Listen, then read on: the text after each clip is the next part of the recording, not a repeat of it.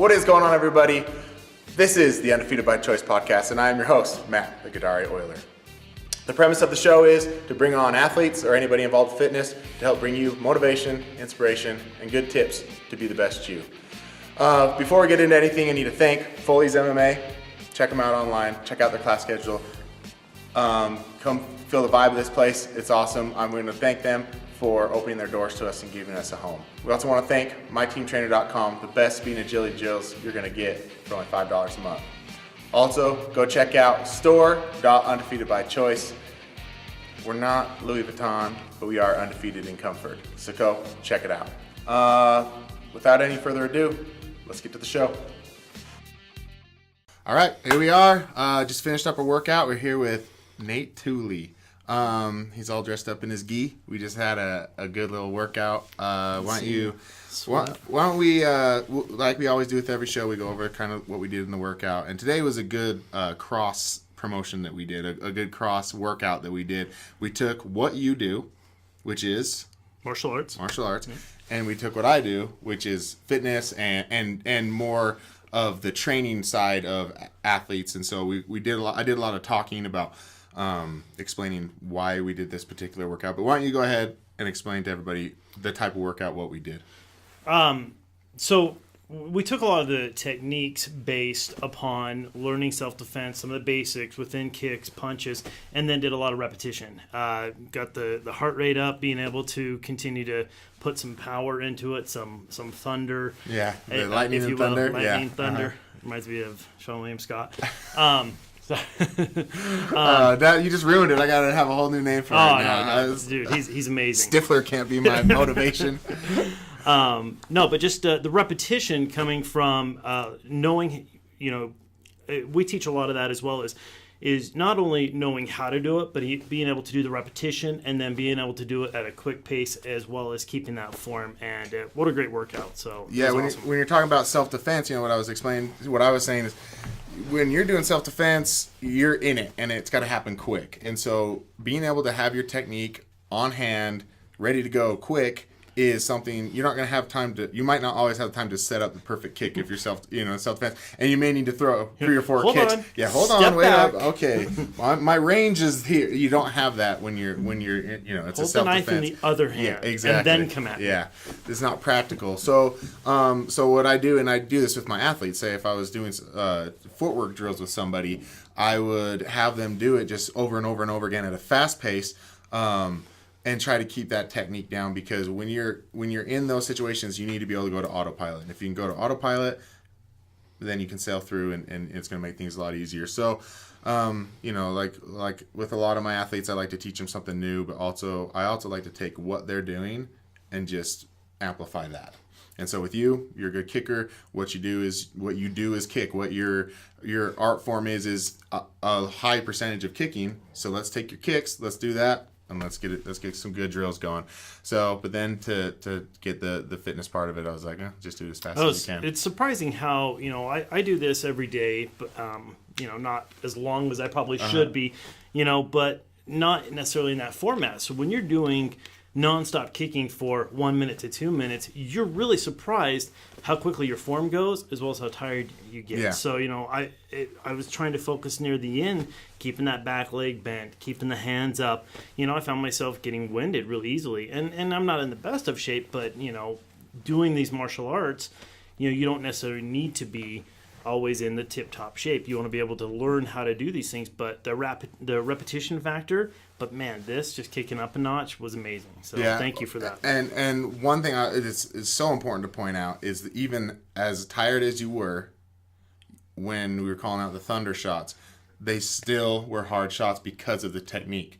You didn't have to have all the energy in the world to throw, because everyone, how many people gas out of fights because they try to throw as hard as they can. And the thing is you were throwing hard, but because of your technique, no matter how tired you were, you still had that power behind your shot. And that goes to show the importance of technique, of actually practicing technique, taking the time to get your technique perfect, so that when you're in those those moments of being tired, you still can have power. And that, for any fighter, anybody who gets into fighting, they realize usually in their first fight, like, oh, I don't have to throw everything I have behind every single shot. Actually, if I just throw a good technique, it'll be the same as having the power. So I like that. Absolutely. So that's I think that's enough of the explaining the workout. I don't like to spend too much time talking about that because we talk about it every week. So let's talk about what you're doing, man. You're doing something pretty cool. I got your information through my producer, the man behind it all, The myth, the legend, the man taking a bow right now, Nicholas Perez, Dapper Deadpool. Raise the roof. He got me in touch with you, said, hey, I got this friend who's doing something really cool. And so I'm going to let you run with it. Why don't you go ahead and explain to everybody what you're doing? So we're doing two different things, really. I've been a martial artist now for 26 years, and I absolutely love the institution of martial arts studios. However, in this day and age, I'm running into more and more people that are professionals or they're teens, and they don't want to go to a studio because they have the anxiety of going to a big classroom, and it's intimidating. We see Karate Kid, and we've seen all the movies, right, that, these karate studios are intimidating. Yeah. In fact, the resurgence of the Karate Kid thing's pretty funny, too. On YouTube, I haven't checked it out, but... it's fun. I've seen that, yeah, but yeah, the whole studio thing was like the base of the show. The studio was set and they didn't even want him in it. No, they don't. It was intimidating. You had to be a certain way. A lot of professionals want to go, and they're busy. People that have families, most karate studios have one time for your belt ranking in that day, and you can only go once or twice a week unless you want to spend a lot of money. So it's expensive. So what we're developing is an online distribution of videos you can stream on your phone, on your laptop, any streaming device for a minimal fee that will go through techniques and katas and be able to learn at home by yourself or with your family, with your kids. And a lot of that, we've just basically named it At-Home Self-Defense right now, and we have a Kickstarter going right now. We're going to be launching on July 1st the streaming service for minimally $20 a month, and that anyone can use it with your login and have your family do it together. Yeah. We just have found so many people don't want to go to the karate studio. We hope that people get into that and then use that as a supplement and go to the studio as well. But for people that don't have time, you could do this at 2 o'clock in the morning in your underwear if you wanted to. Exactly. I mean, at least you have that information. That's why we have the Kickstarter going, is really raising the money to have the production value be at a high level. So it's not just, me just simply doing them in front of my iPhone. Yeah. We want to make sure that all of the information is there, and have our excellent producer as well, Nick, put them all together and bring that information out into a usable format. Each technique is 5 to 7 minutes long. That way they can sit down and go through it 2, 3, 4 times in one day, and then they have that technique down. And then our service also includes the ability they can take video with their iPhone, shoot it to us, and our instructors will critique it and go back. Because we found a lot of people do it at home, and they feel like, oh, wow, I'm really doing it. Yeah. And they go, is that it? And we're going, nah, just keep your elbow in a little bit and rotate with the hips. Yeah. And then once that feedback happens, then they go, oh, I get it. And then they send it back. I'm like, you got it. So you're creating a community. Correct. Where these people who maybe have been uncomfortable with going to a regular gym now can get home and they can try to get some techniques, and then all you're doing is just giving them little critiques where it's not in front of a class. It's one-on-one with it is one-on-one with an instructor. So that's really cool because people want that. They want that connection, but at the same time they might not be comfortable having that displayed in front of everybody. Absolutely. In front of the whole class. And like you said, you only have certain time slots, but now you get to go home and do it. Anytime you want. So what would you say your prime demographic is? I mean, obviously anyone can use it, right? Yep, I mean, it's open for anybody, but there always is a demographic that is more than likely. So what do you think your demographic is for this particular for the website? So we've actually incorporated a lot of the self-help into it as well. So a lot of the anti-bullying talk, a lot of self-confidence, the discipline, the respect. Okay. A lot of that's incorporated into it as well. So we have a large number of teens that are coming to look at it, as well as even 14 to 18-year-old girls that most of the time they're their faces down on the phone, giving them that sense of awareness, what's around them, keeping them out of danger. Because, the first part of not using your karate is being able to be aware of what your surroundings are and not having to use that situation. And then the second part would be a lot of professionals that just don't have the time, or families that want to do this for family night. Utah's big on family nights, using that as a way to connect. Okay. So it's a pretty large demographic. Martial arts is huge. I mean, it's worldwide, and anybody can use it. But with your particular thing, I think you hit it spot on exactly. The prime demographic, which I think is so good right now, which is for teens, like the development. That's with my website. We focus a lot on the development years. I don't say teens, I just say the development years. Right there at the very beginning, because you may be 30, but you're just getting started with it, and you need to get the fundamentals down. And it's funny, you said a lot of teen girls. I was just in the car yesterday with my best friend, and she was talking about how she was on a vacation at her friend's house in Seattle, and she said she was sitting there and she thought she saw someone like walk across the living room, and then she knew she was alone in the house, and so she kind of like freaked out, and then she went and looked and saw that the back door was open, and so she's convinced there was someone in the house with her, and I was like, you're not allowed to go over to Julia's house anymore. If that's what's going to happen. And I can say her name because I think she's our guest next week, so I can say Julia. And I was like, you're not allowed to go to Julia's house anymore. And she's like, and I thought, I really need to learn like self-defense. I wouldn't have known what to do. I mean, she's scrappy. She would have, done whatever she could, but learning that self-defense. And this is something like, but I've brought her here before, and it's not that she was intimidated, but the time, like so much, the gym atmosphere is so crucial in so many ways, but at the same time, being able to do it at home is the way our technology and society is set up. This, 5 years ago, you brought this up, people have been like, no, that's not going to work. Now, no, people are learning. People are learning things at home. John Jones, arguably the greatest fighter of all time, learned jiu-jitsu online. I think he had the Gracie videos. That's his original in the UFC, learning jiu-jitsu on video. So it's totally applicable. You can use it. You can take it and become the lightweight champion of the world. Like it's not.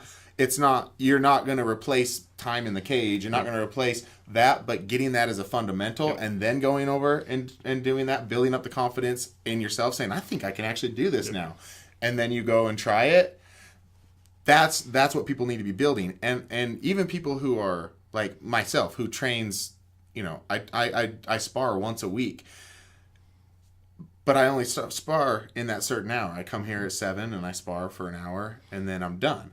If I can go home and work on my technique when I come back, how much better am I going to be? So even people who are in it and they're like, oh, I don't need it online. Well, sure you do. Sure. Why not? Take that extra time. You want, so many people here in this gym at Foley's, some of the hardest workers I've ever seen. And I'll, drive past and I see them here all day long. And I'm like, good. That's awesome. Like they can come in here and train all day long, but not everyone has that luxury. And so, be able to do it from home and then come here and put it to work, put it to practice. One of the greatest feedback, if you don't mind, that we've gotten from the video was that we really focus on that technique portion. And, we can teach, a young lady who's 4'5" to be able to take down a 6'5" guy, because it's not about how strong you are. It's all about body mechanics, how you, be able to roll with the hips, have your body mechanics move. And the feedback that we've gotten on some of our trial videos was just that I was able to go back, because they're only 5 to 7 minute videos per technique, that they can go back and go, I went back and watched that 1 minute piece on just the hip motion of that about 12 times, and then it snapped with me. Yeah. In most karate studios, you can't have that one-on-one say, no, can you go back? Can you go back? Yeah, right. They're trying to pack in 30, 40 people into an hour time, and you got to just go. Right. If you want more, well, you shell out a little bit more cash. But for these videos, we're trying to give all of that data, and some of them go about 10 or 11 minutes if it's a little bit more, intricate technique, but given that detail so that they can go back and can do it. They don't have to have it down the first time, and then they come back to it and go, wow, because this other technique I was able to do this, and I realized how when I moved in, I just snapped that. Yeah. It was amazing. No, it's so crucial, and you're so spot on that. The beauty of this is that people can really start to focus on their technique because it's right in front of them, and they're watching it on the screen, and they're able to go back and, like you said, go back to it. You pay a trainer to come out here, and you pay for private sessions, and he's going to be able to say, oh, this and this, but if you're trying to do it, but then again, you're putting how much money into that private session. And then also, if you're in the group setting, your instructor's not going to be able to keep his eye on you the whole time. And he may be thinking about something else. He's not catching that you're not moving your hips right. Yep. You know, he's not catching that. So I love what you're doing. How much, I guess, pushback do you think you've gotten or you'll get because of it being online? You know, the little that we did get a little bit in the beginning, right. But once people started to see the impact of it and go, oh, you really can do it. Because the way that we've got them set up is we actually have it done on people there. We have multiple angles. And then you have me doing it just like we're in a class. So it's like mirrored image, and I'm doing it just like you would at a class. So it's just me and you just straight there. Yeah. You know, so once people see it, you know, they go, wow, I guess I really could do that. And then the dynamic when they're doing it with their families really blew a couple people's mind. They're just like, oh my gosh, this really can work for me and my family. We get in there and do it, you know. It's all about seeing it, you know. But you know, we had someone on our website come in and go, oh, you can't just become a black belt easy. No, you can't. It takes hard work. It takes dedication, and you got to stick to it. You got to have that. And we actually have, through our system, emails and things that will keep up. Hey, did you work out this week? How much time did you put in? And have a little reporting feature on to keep people motivated, because that's great. We're not in this to just, you know, make money. We want to make sure people are being more self-aware. They're learning that discipline and respect, as well as learning how to defend themselves if need be, but building their character overall. And we don't want someone to just pay their $20 a month and be, oh, great, we got their money. We want to know that they're improving. We want to know that they're taking this to the next level, and how can we help them? And in that, for belt exams, we do actual belt exams for individuals through Skype. So you have us live, and because we are the company we are, we'll do those at 2, 3, 4 o'clock in the morning too. So we'll schedule those at night, 24/7, so that they have that one-on-one time. Great, you want to pass off and earn your yellow belt? Let's do it. And I will send you your yellow belt. Yeah, I don't think people understand how big of a benefit that is, because we're just so set on our mindset of dojos and gyms and all that. But there's so much. I mean, you're if you were to schedule an appointment to whatever, come here, take your belt or do your belt test. You know, you're having to schedule all this stuff, and you're having to get your instructor here, and you've paid to come to the gym and all this. There's so much involved. If you've just done it on your own time, you've done it at home, you've learned everything, and you're doing the same thing. He's watching you. Mm-hmm. He's watching you do the techniques, and but you're doing it at home. That is that is, I know for so many people that taking that comfortability of being able to do it at their own home is going to make people enjoy it. I think it's going to make people enjoy it. I think it's going to make people be like, yes, I love this. I love that I can just do it at home, because the gym is so intimidating, especially if you're a female going to a lot of gyms. It's very male dominated sport, and but so many females. Self-defense. I mean, like I said, I was just talking with my best friend. She's like, I need to learn self-defense.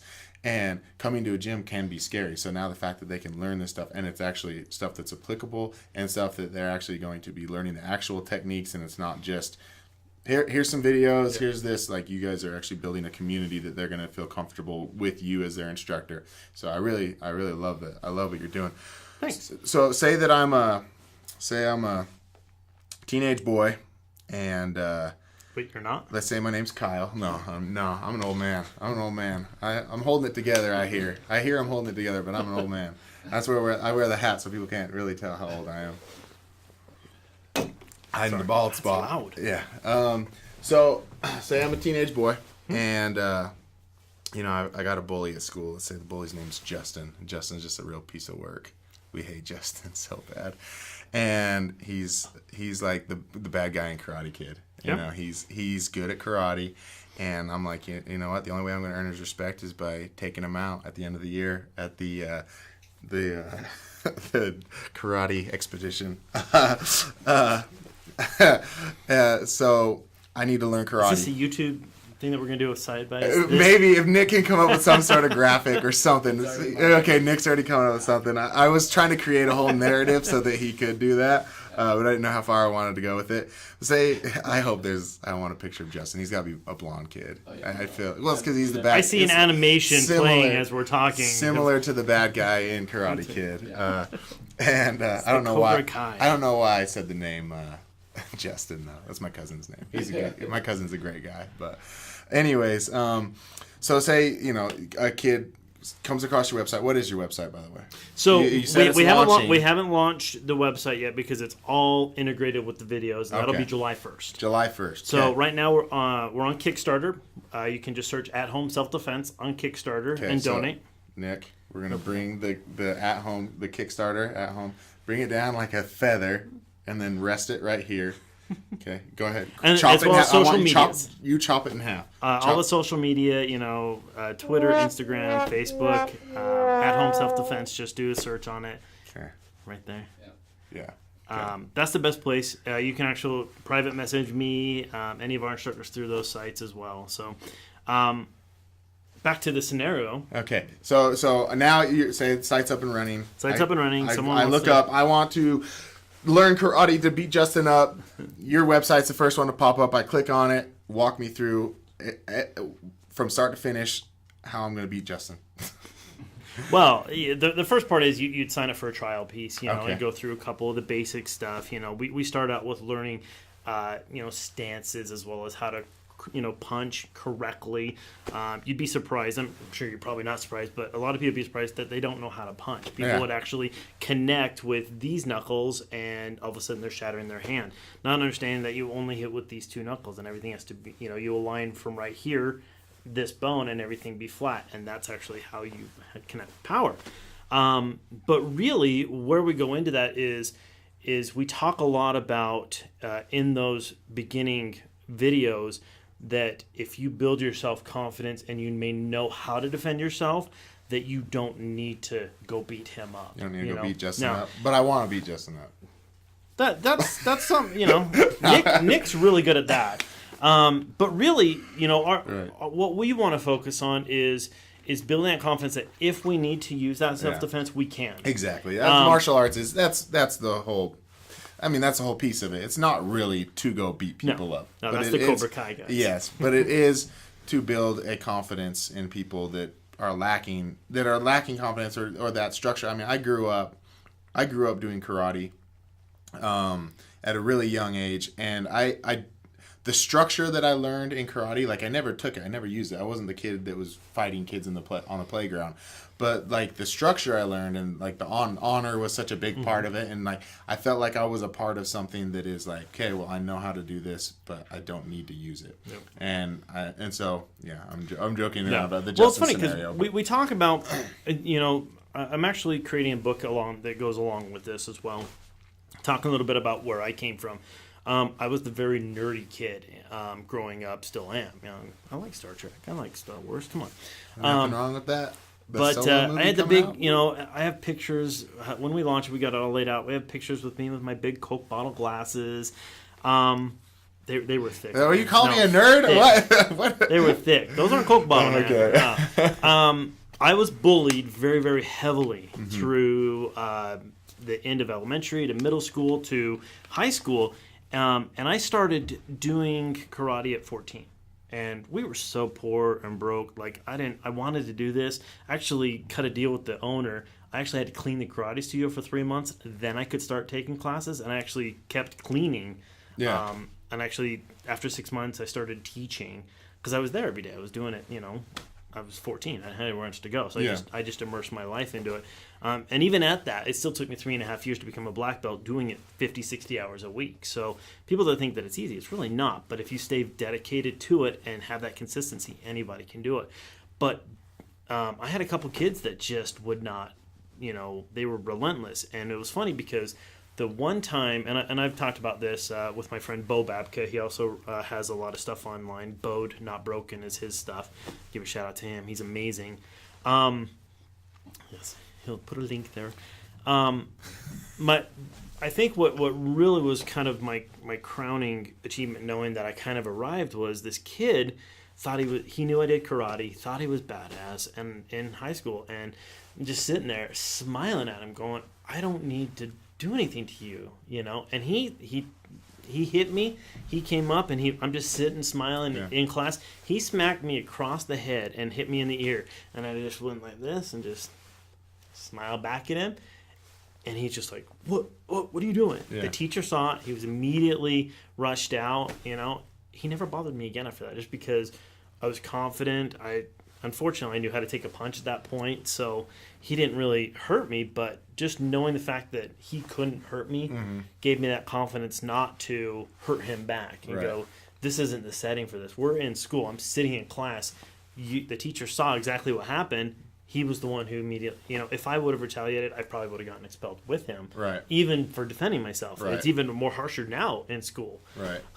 But we teach a lot of that. And also, we've done a lot of classes with a lot of police departments. We just recently got done working with Unified Police and the Sheriff's Department for 10 weeks, going through their Citizens Academy and bringing a lot of that information, creating a baseline around you of what's normal. What, you know, when it's a hot summer day and someone's walking around in a trench coat, you might want to stay away from that guy. You know, being able to just know what your surroundings are, as well as a lot the resources, the internet child, you know, tactics. You know, we have all those resources locally that will help with that through Unified. So I mean, there's so much resources we're bringing to this, as well as trying to teach, you know, awareness, as well as building that confidence and learning how to defend yourself. So I mean, it's really trying to be a complete package. And then we have another side to that. So we have at-home self-defense, and we also have something called professional self-defense seminars, PSDS. If we're local, from Provo up to Logan, you can actually hire our team to come out on site. Now, again, that's a little bit more expensive. You know, we do a lot of pro bono work for churches, though. For schools, we do a lot of dance studios. Because again, there's that, you know, 14 to 18-year-old female presence that they're all about their phones. Letting them know how to get out of simple things. Be aware. Put the phone away for just a minute when you're walking to your car. You know. But we do those quite frequently as well. So we have both sides to it. That if we're local, and then you have anywhere English speaking, that the videos will be available for. You know, I this keeps playing back in my head. You're talking about, you know, growing up being bullied, and you know, I just hate to hear that. I had a small run-in with bullies for, you know, a couple years. You know, my early first high school years and first junior high years. So it wasn't something that I constantly dealt with in my life, but I remember the fear of I remember my 7th grade year. There's, you know, the 7th grade locker hall. Yep. I spent my entire year hiding in that locker hall and then sprinting to class the moment the bell rang, so I could get there in time, but I didn't have to be out in the school where the bully was. And you know, debilitating. It is, and I grew up. I guess I grew up doing martial arts, and I knew that if it came down to it, I could defend myself. But I was so, you know, he was a good fighter, and so, you know, the bullying thing is when you brought that up, you know, it brought back those emotions. But one is, you know, I'm always preaching that everyone just be good to each other. You know, obviously that's you know, we as a society need to do better. We need to do more about taking care of each other and being good to each other. This week was a tough week. A close friend of mine lost somebody very close to them, and they think it was because of just some sad things, some hard things going on in their life. And you know, the one thing that me and my friend were talking about, she was just like, man, we just need to be better to each other. We need to care about each other. We need to let each other know we love each other more. We need to be there for each other. So you know, starting there, will take away some bullying. You know, letting people know that you love them, standing up for people, protecting people, being there for people.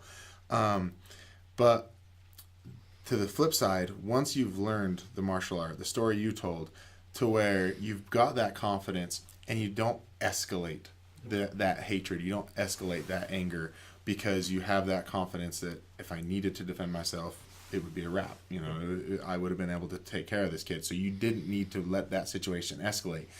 And today, things escalate so quickly. And we've got kids shooting up schools. We've got, all this. We got some terrible things going on in society because people don't.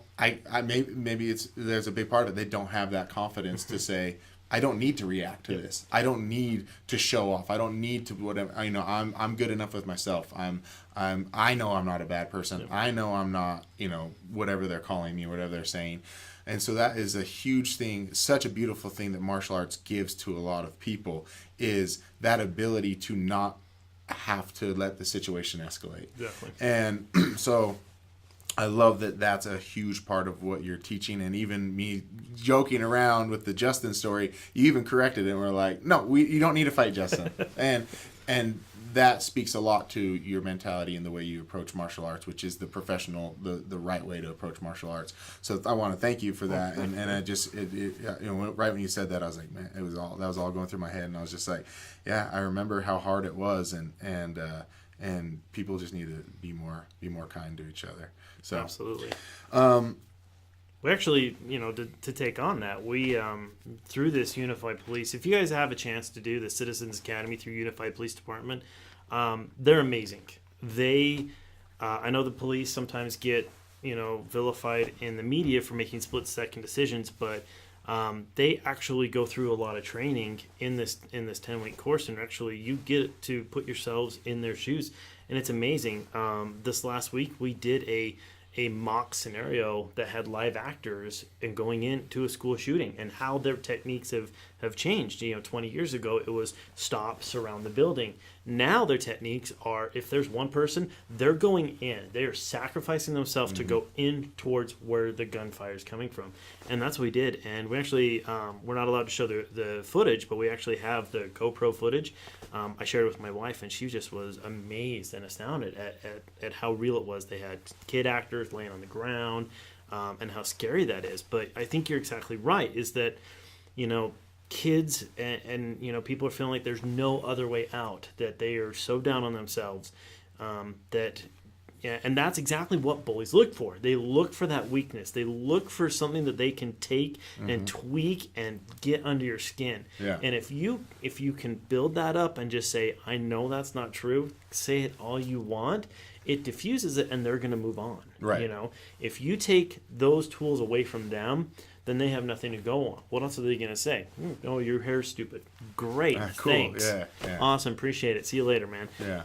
And the more you do that, the less people follow them too, because people want to fit in. Kids want to fit in. Oh yeah. I have a 10-year-old daughter, and that's I see it in her. She just wants to fit in with the other kids, no matter how. Oh yes, I don't want to do my homework because none of my friends do. Well, sorry, that's not the right attitude. You won't be playing any video games for the rest of your life. Yeah. But if people just realize that it's about loving yourself and then extending that care and that love, treating others the way you want to be treated. Yeah. I mean, that's respect. I mean, that's the first thing we do. Is if you're not treating others the way you want to be treated, don't even start this. Don't even do it at all, because you have to have that fundamental base of being able to share that respect and love and trust with others before you can even attempt to try and learn and become disciplined in any type of martial arts. And I think it's just always so interesting that you find that confidence and that security in you find that self-love in something like martial arts, because you think it, you see it, and you think violence, whatever, from the outside. Then once you start to get involved with it, you're like, oh, this is so much more than that. And actually, that is the last resort. That is the last part of it, is that you can use it to whatever, diffuse a situation or protect yourself or whatever. But everything leading up to it is building up a self-confidence in yourself, building up self-worth, building up, all respect, loyalty, and all these other things that almost from the outside look like they're the back burner, but those are the forefront. That's the first thing you're going to see when you start getting involved with martial arts. Well, and that's why when we developed this system, it's very important for us to have those interactions, to have those videos people can send to us, and have live Skype sessions with people.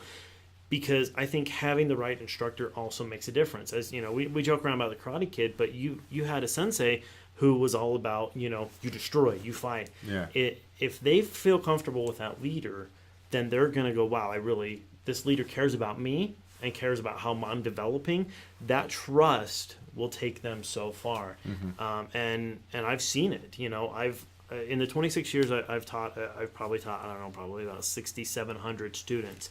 And I've had some that have come to me years later say, that you saved my life because I was depressed and I was suicidal in this, and that just goes, wow, I can't believe that. Yeah. I know I had those feelings when I was younger, not to the point where I hurt myself, but it becomes a part of going, wow, out of these different solutions, that could be a solution because it was getting so bad. So there's always another way. There's always people that, you may think it's the bleakest day, no one cares, but there is someone. There's always more people than you even think, because that depression teaches you that it's a chemical imbalance. It teaches your brain to say, no, when that's not reality. It's putting a mask over it. Mm-hmm. And if we can help in that little way to help bring people out of that, that just makes what we do that much. It makes brightens our day. It's exactly what we're doing. And what I'm getting from you is a big part of what I think a lot of trainers, coaches, whatever, teachers, a lot of them have this that the students don't quite understand, is we do this because of how much we love and how much we care about other people and how much we want to give to other people. And so when they feel like they don't have that way out, it's so sad, because I know so many kids that I've trained that I would have done anything for. I would have been there for them at the drop of a hat.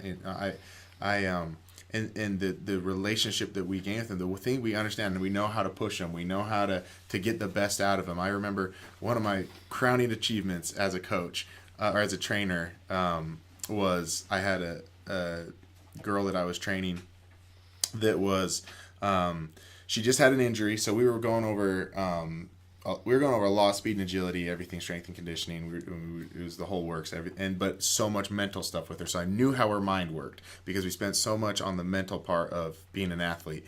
And she was coming off an injury, and it was like game day decision whether she was going to get a play or not. And I see her. She's like, she's got all her gear on because she's just waiting for the doctor to show up to say, okay, you can play. So she's like running up and down the field, and I could see that she's worked up. I could see that she's in her own mind, that she's not focused on what she's supposed to be doing. And because I knew her that well and I knew where her mind was, I look and I see the doctor go up and I see him shake his head yes. I see her doing some shoulder stuff, and he shakes his head yes. And then I see her, she's just like, and she's like, forgetting her water bottle here, her helmet's here, everything. And so finally I was like, I can't do this. I can't. So I go and I jump over the railing, I run onto the field, and I go and I grab her, and I said, slow your mind down. Think about what you're doing. You're not doing this for anybody else. You're not doing this to impress the coaches. You're not doing this to impress the crowd. You're doing this for you. So do this for you. Do it right. And she looks at me. She's like, okay, all right. And she goes out onto the field, and she gets the ball. The first time she touches the ball, she breaks for a 30-yard touchdown. And I was like, sensei. No, a little pat on the back. It was one of those things where I was so happy that I had spent so much time working with her, getting to know who she was as a person, that I could go in that moment and know what she was thinking, and be able to slow her down and get her in the right spot for that.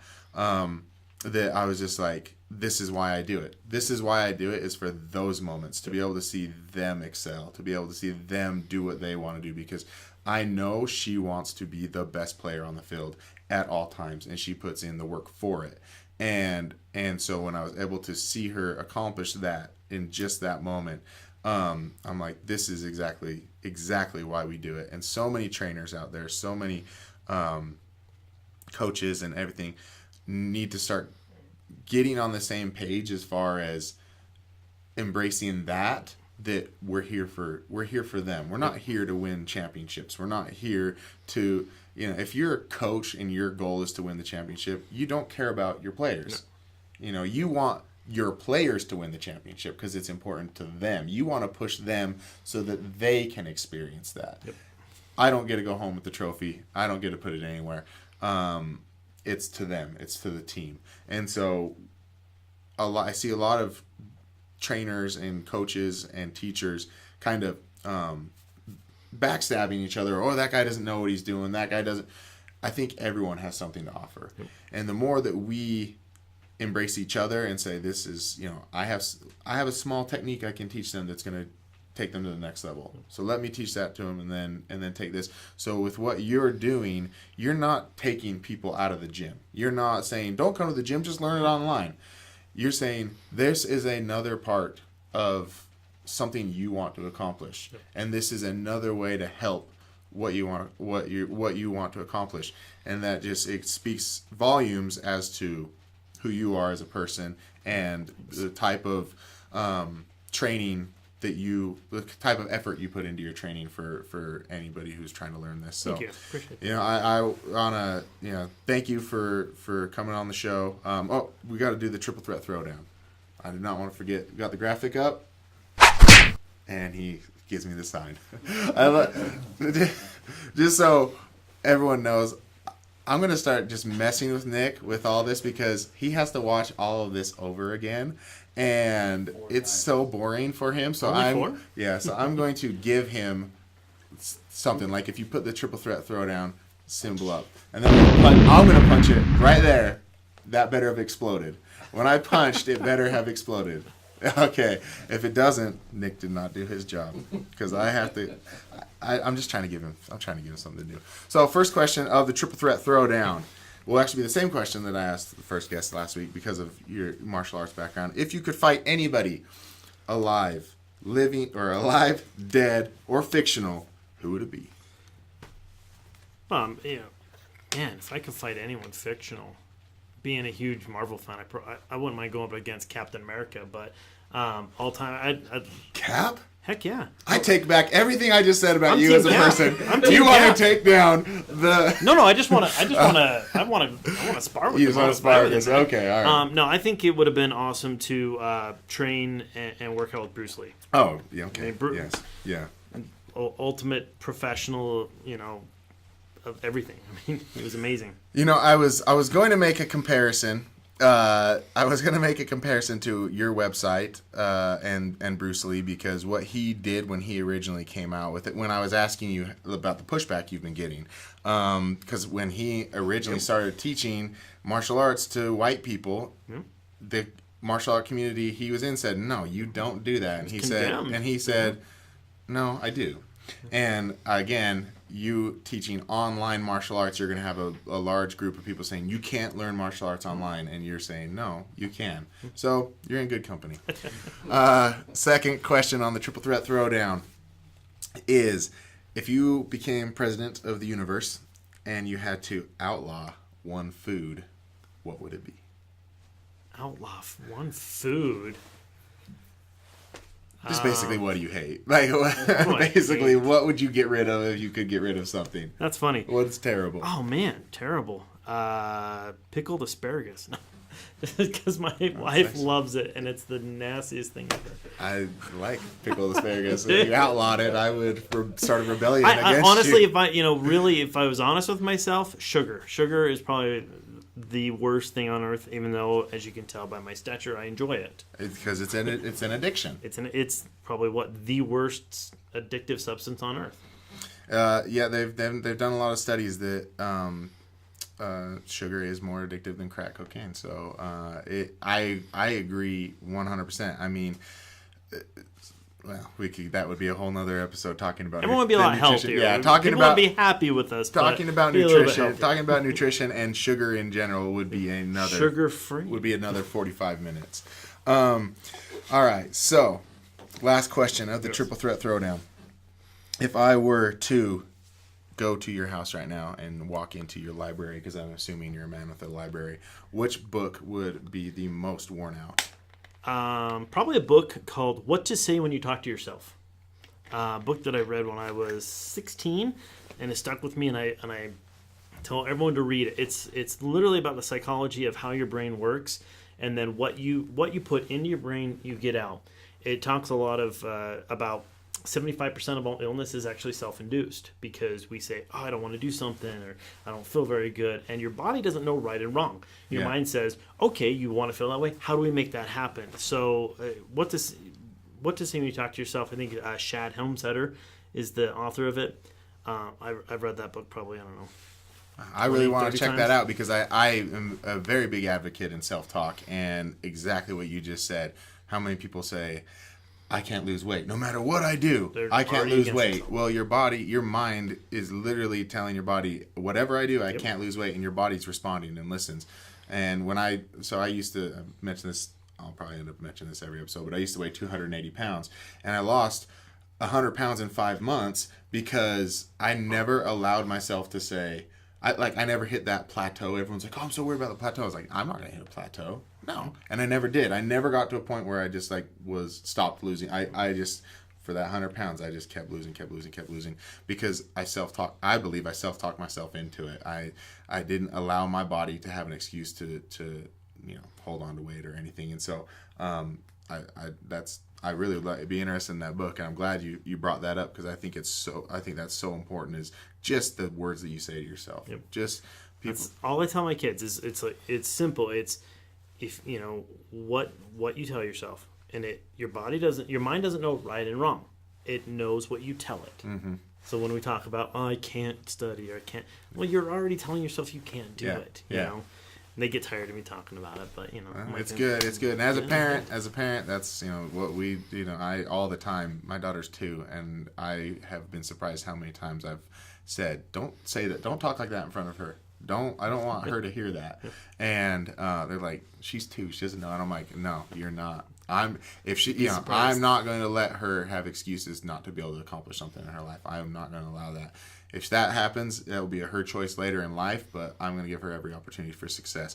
So, it's what we do as parents, and it's our responsibility to do that. So, again, you're on the right point, and I'm glad that you were able to make it out today. Thanks for having me. It's been awesome. Yeah, you're doing some really good stuff. So keep it up. Everyone, go to the Kickstarter. Donate all your money. Take out a second mortgage on your house. Let's get this thing going. Get some good quality videos. Learn some martial arts. Get some self-defense. Get some self-confidence. I think we're getting a note from Nicholas right now. Ooh, production notes. I think he wants me to plug something. No? Mm-hmm. Oh, yeah?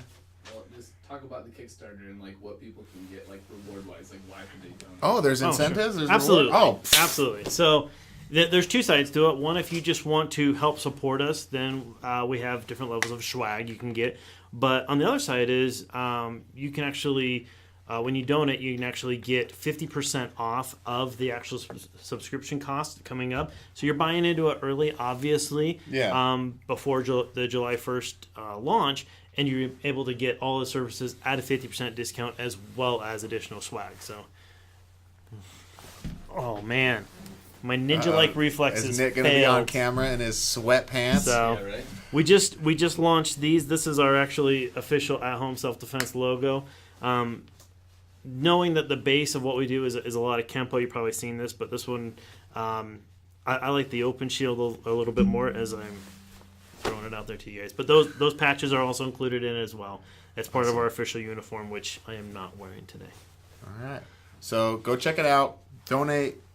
Invest in yourself. If you think this is something you're interested in, go invest and get your 50% discount. And if you want us to come out and do something for your office, and that again is what? How do they get a hold of you through that? Through the Facebook page at Home Self Defense. Okay. Just message. All our contact information's on there.